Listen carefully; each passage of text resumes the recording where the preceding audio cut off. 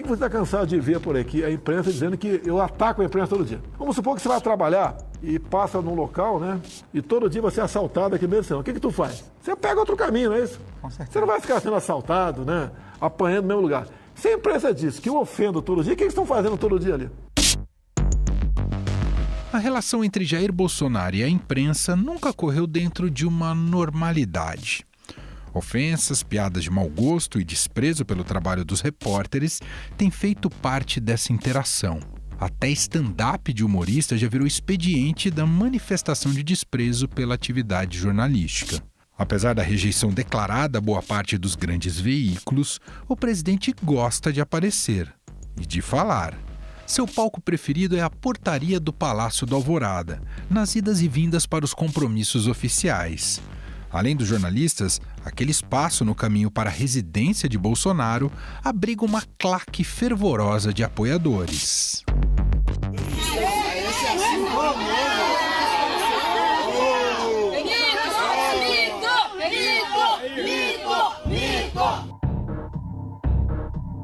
Quase todos os dias, Bolsonaro marca presença por ali, nem sempre com uma retórica cordial. Conta pra tua mãe o comprovante que ela deu pro teu pai, tá certo? Ela queria um furo. Ela queria dar um furo. Vou dar uma banana pra você, ok? Só aí. Você tem uma cara de homossexual terrível, mas nem por isso te acusa de homossexual. Eu acho que eu vou botar o jornalista do Ibama, o jornalista do Brasil, vinculado ao Ibama. Eles são uma raça em extinção. E não contratar qualquer um pra ser jornalista. Outra pergunta. Pode faltar o depoimento, presidente? Acabou a entrevista. Quem age dessa maneira merece outra banana, hein? O que é pico? Paulo Guedes. Posso pirando. É claro que os ataques à imprensa não são exclusividade de Jair Bolsonaro. O ex-presidente Lula, por exemplo, em diversas oportunidades, também criticava os veículos de comunicação. A imprensa precisa evoluir também. Sabe, não é possível. Eu fico vendo matéria sobre economia, a impressão que eu tenho é que o Brasil acaba todo dia. Será que não teve uma galinha que botou um ovo aquele dia, alguma coisa nova?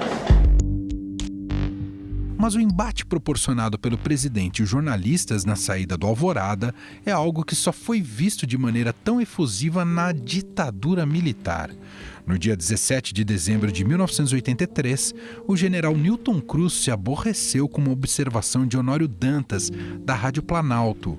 O radialista perguntou sobre a falta de democracia no país. Deixa eu falar! Pode falar, general. Pode falar. Então cala a boca. Brasília, pacata e ordeira. Brasília, desliga essa droga, então. Desculpa.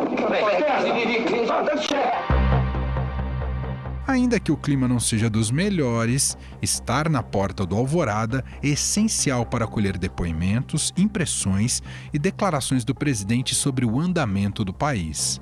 Muitas delas enriqueceram o debate público, assim como geraram todo tipo de crise, o que tem sido uma tônica dessa gestão. A edição de hoje do podcast convocou as duas principais setoristas de Alvorada, em Brasília, para compreender a dinâmica dessa relação entre imprensa, o presidente e aqueles devotos do bolsonarismo. O que ocorre nos bastidores? Quem são aquelas pessoas que tietam o presidente? Conversamos com as repórteres do Estadão Tânia Monteiro e Júlia Lindner. Tânia Monteiro, tudo bem com você, Tânia? Oi, tudo bem? É um prazer falar com vocês. Olá, Júlia, como vai? Olá, tudo certo. Bom, então vamos começar com essa... Estar presente ali na porta do Alvorada, quando o presidente faz aquelas comunicações, as entrevistas, é algo totalmente... A Tânia tem até mais experiência nas coberturas das presidências, do Palácio do Planalto. É uma novidade? Isso é uma exclusividade do Bolsonaro, Tânia? Nessa frequência que ele faz, sim, porque ele está parando quase todos os dias para dar entrevista e às vezes mais de uma vez por dia. Às vezes às 8 horas da manhã, quando ele sai, e às 6 horas da tarde, quando ele volta. Nessa frequência, sim. Mas isso já aconteceu com outros presidentes. Não com essa frequência como eu estou falando, né? Mas não é realmente uma exclusividade do Bolsonaro parar para cumprimentar o pessoal que vem de fora, né, Júlia? Sim. Você também já está ali, já cobriu outro governo, já viu isso um pouquinho antes. Criou uma mobilização, né? Já tem toda uma nova estrutura, tanto de segurança, uma espécie de evento turístico. Os turistas gostam de se posicionar lá, ficam aguardando, muitas vezes sem saber quando exatamente ele vai sair. Então, criou uma nova dinâmica para nós, né? Que ficamos sempre lá à espera, vendo o que ele vai falar, como ele vai se posicionar. E também para esses apoiadores que gostam de ir lá cumprimentá-lo, né? Diariamente. Já era ponto turístico o Palácio da Alvorada. Agora, para os apoiadores do presidente, então virou um ponto turístico top, né? Porque é com direito a foto, selfie com o presidente. Eu acordei 5h30, me arrumei, passei no Guará, peguei as meninas e nós viemos pra cá. E muitas vezes ele não quer falar com a gente, né? Ele às vezes se incomoda com alguma matéria, reclama, mas com os apoiadores é um hábito, ele costuma parar e falar com eles. Então, às vezes ele para, cumprimenta, tira fotos e fala pra gente, assim, que não quer conversar, mas com os turistas é garantido que ele vai falar. Começa a batalha que o senhor tem intriga o tempo todo. E a gente vê isso. Mas Deus está no controle de tudo. Vamos orar para isso. Alguns estão em crise de abstinência. Crise de abstinência. Aliás, gostaria que vocês já explicassem então sobre isso. Quem é essa claque diária que está ali na porta do Alvorada? Ela se renova sempre, são as mesmas pessoas, sempre tem gente lá para, enfim, bater palmas pro presidente. Como é que é? Essas pessoas chegam desde cedo, ficam lá o dia inteiro. O que vocês acompanharam dessa movimentação ali? Diga, Varia Julia. muito, assim, de dia para dia. Realmente tem pessoas, às vezes, que passam o dia todo, ou às vezes coincide, a pessoa realmente, como a Tânia falou, vai visitar o Palácio da Alvorada e recebe a informação de que o presidente pode sair, então fica lá aguardando. Depende muito de pessoa para pessoa.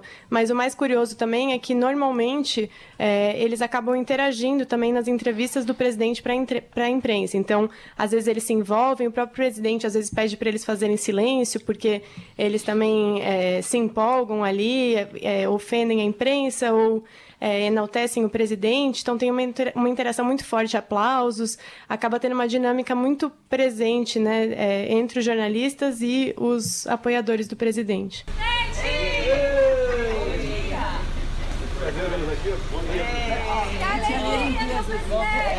Quando a Júlia comenta essa coisa da dinâmica, é até interessante a gente falar para os ouvintes uma coisa que acontece agora que não existia anteriormente, só existia em dias de visita ao Palácio da Alvorada, que não estão acontecendo agora porque o presidente mora no Palácio.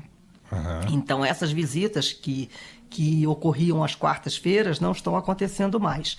Foi montado, nessa dinâmica que a Júlia estava citando, foi montada uma estrutura. Então, as pessoas chegam com 1h e meia de antecedência do horário tradicionalmente de chegada do presidente, passam nesse detector de metais, dão seu nome, identidade, inclusive os jornalistas todos os dias estão tendo que fazer isso, mesmo sendo credenciados, e aí eles entram e ficam numa ala que ficou separada dos jornalistas. Eles puseram umas grades e uma ala à direita fica o pessoal, os apoiadores, né? Tem apoiador e também tem não apoiador. Eu já mesmo entrevistei gente lá que não votou no Bolsonaro, mas que fez questão de ir lá ver, porque é uma coisa curiosa, é uma coisa diferente. Quem é que vê o presidente da República todo dia? Ontem nós viemos só... Você vem amanhã, que ele passa aqui de novo. Tá certo, obrigado. Tá bom?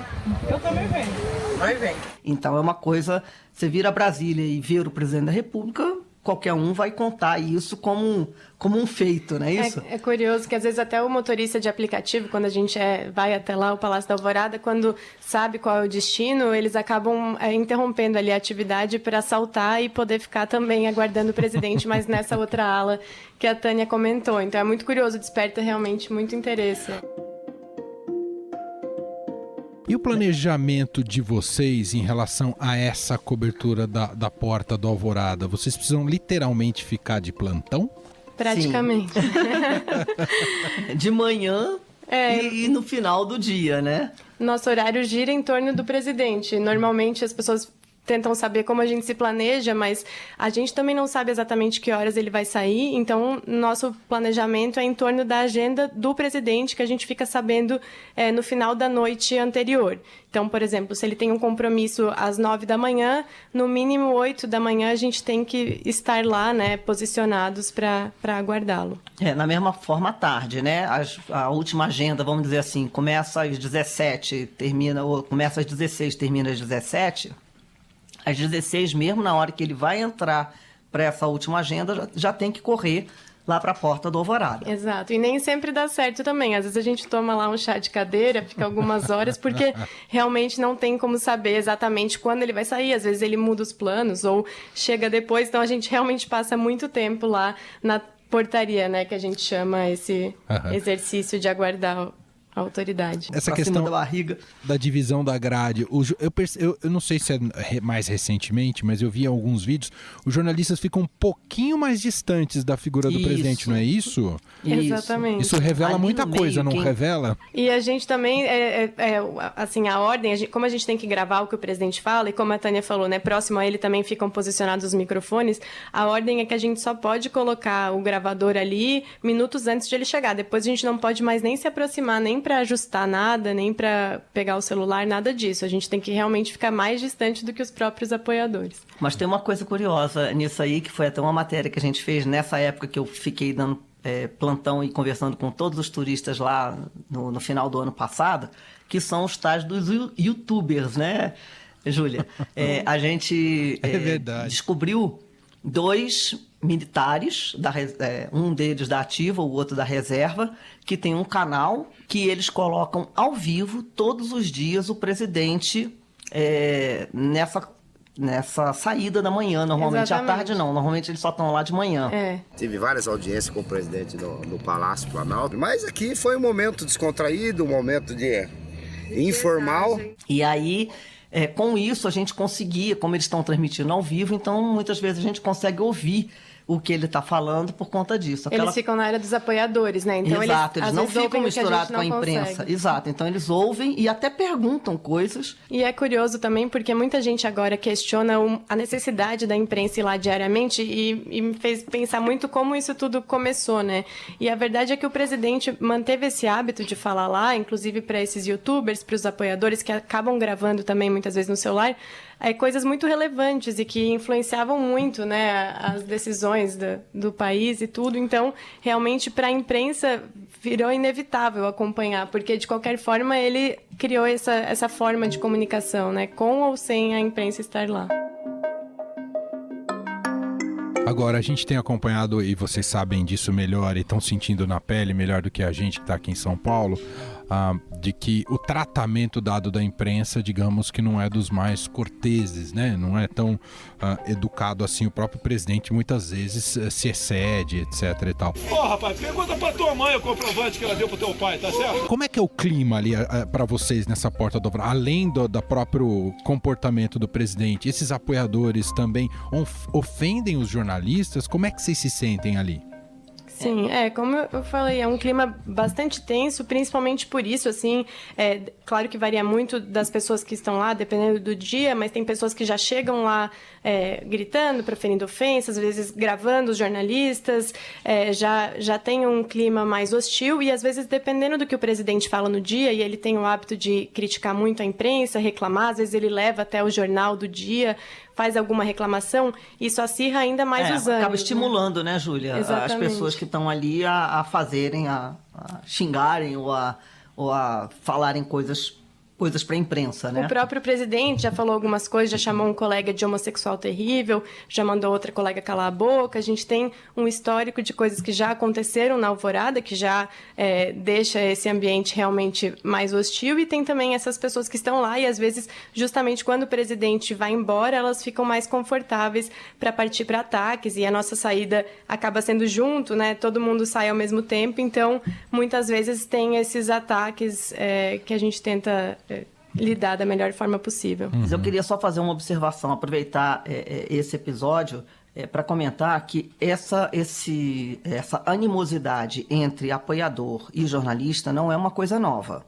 Isso havia com muita frequência, inclusive na Porta do Alvorada e qualquer outro tipo de solenidade no governo Lula. Era um problema. E, inclusive, o próprio Lula, ele exaltava a militância, provocava a militância contra a imprensa. Então, já houve várias ocasiões lá atrás. Por exemplo, eu me lembro uma vez, no Parque da Cidade, foi um evento do Movimento Sem Terra, que nós tivemos que sair de lá protegidos pela polícia, porque ele excitou tanto a massa e provocou tanto as pessoas contra a gente que a polícia teve que dar proteção para a gente sair, né? Então, esse movimento não é uma coisa tão nova, né? Essa grade mesmo que separa o presidente das pessoas não era esse esquemão que existe hoje, mas ela já existia no Temer, ela já existia na Dilma, e acho que no Lula, acho que só no finalzinho do Lula que eles colocaram essa grade, porque no tempo da Dilma começaram também a barrar a entrada na Porta do Alvorada por conta da época do impeachment. Tinham as pessoas que eram contra ela, tinham os apoiadores a favor. Então, assim, essa parada na Porta do Alvorada é uma coisa que já aconteceu muitas vezes. O Lula mais do que outros, porque tem um perfil parecido, mas ao contrário, né? Mas são parecidos, né? Essa coisa de provocar essa devotação das pessoas, né? Esse clamor, né, das pessoas por um e por outro, tanto pelo Bolsonaro quanto pelo Lula. Então, isso era uma coisa que acontecia muito. Eu estou cobrindo desde o Sarney, tá?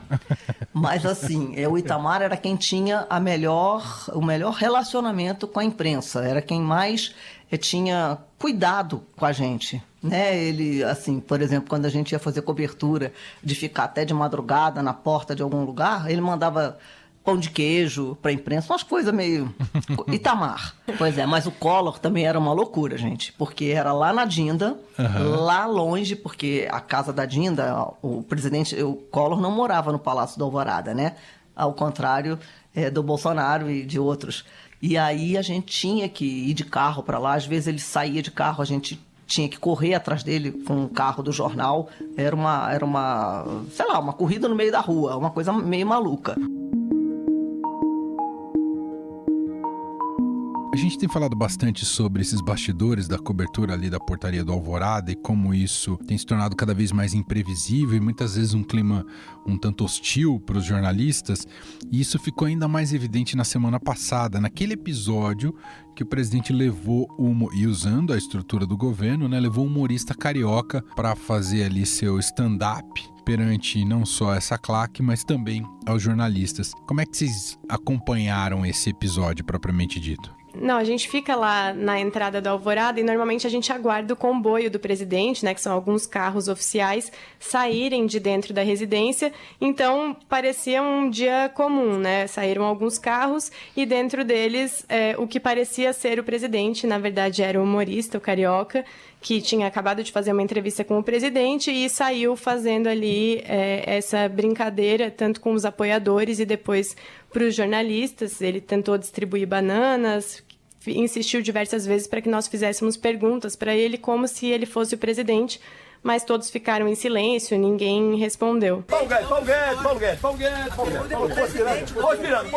É uma situação embaraçosa, porque, na verdade, como foi uma coisa que ninguém esperava e uma coisa inédita, né, as pessoas ficaram, os repórteres, a gente viu que eles ficaram sem saber como reagir àquela situação, né? Porque a gente está meio que preparado por uma situação do dia a dia.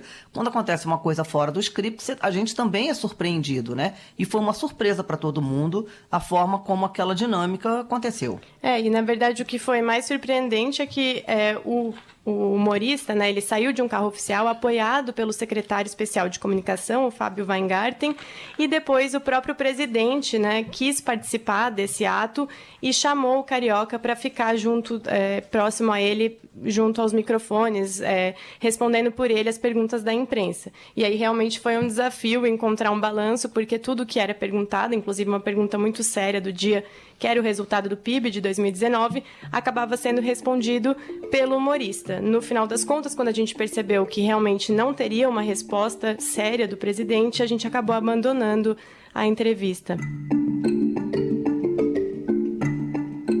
Acho que muita gente deve ter feito uma pergunta diretamente para vocês, e eu gostaria de verbalizar isso, que falam por que vocês não respondem o presidente às ofensas de uma maneira mais direta, e por que a imprensa insiste, mesmo sendo ofendida, em estar ali e ouvir o Bolsonaro. Então eu queria que vocês dissessem para a nossa audiência como é que vocês enxergam o comportamento do jornalismo, do jornalista perante ali o presidente, mesmo quando o clima não é dos melhores. Eu sou do tempo que repórter, jornalista não é notícia. A notícia é a autoridade que dá, então a gente está ali para ouvi-lo. Ele fala o que ele quiser e a gente está ali, é a autoridade do presidente da República, bem ou mal você tem que respeitar.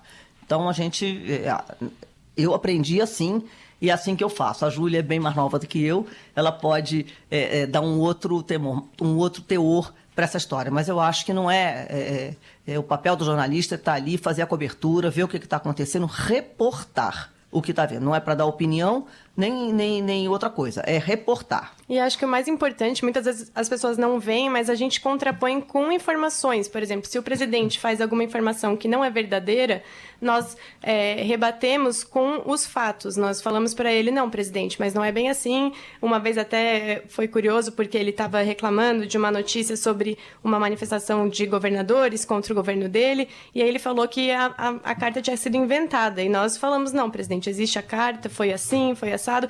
E aí ele realmente manteve, né? Foi até um desafio que ele lançou para os governadores em relação ao ICMS. E aí, com essa intervenção, ele mudou o posicionamento, porque realmente tem essa dinâmica, né? A carta existia, né? Exatamente. Nossa ideia não é lá discutir, criar ou xingar, ou provocar. Não a pode ideia é conflitar. conseguir a informação mais precisa possível e reportar para as pessoas, que é o nosso papel. O presidente tinha dito que não falaria mais com a imprensa. Chegou a fazer esse tipo de ameaça, digamos assim. Na sexta-feira ele recuou dessa primeira cartada? Ele ficou quase 2 semanas sem falar com a imprensa e agora retomou o diálogo. E, assim, isso é até bastante comum, né? Acontece de ele, às vezes, não gostar de uma matéria, ele fica um tempo sem falar e depois ele volta e retoma tudo normalmente até o próximo episódio, a matéria que ele não gosta, enfim, é uma sequência. E, aliás, foi até engraçado e curioso que ele virou e falou para os jornalistas, vamos voltar a namorar?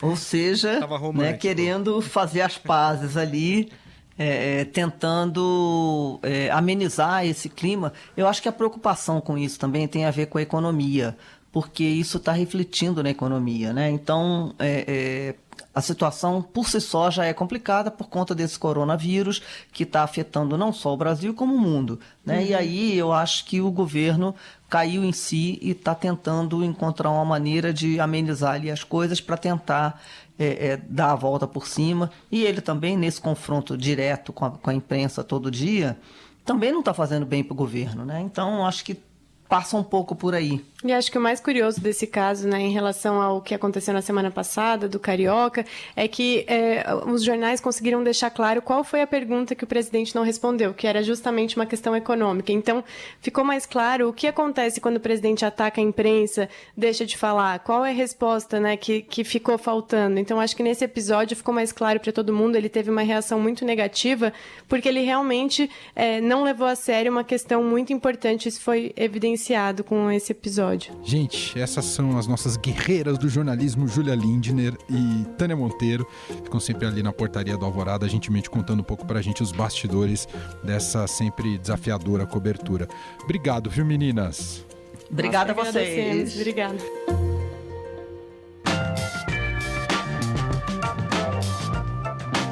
O Estadão Notícias desta segunda-feira vai ficando por aqui. Contou com a apresentação minha, Emanuel Bonfim, produção de Gustavo Lopes e montagem de Nelson Volter.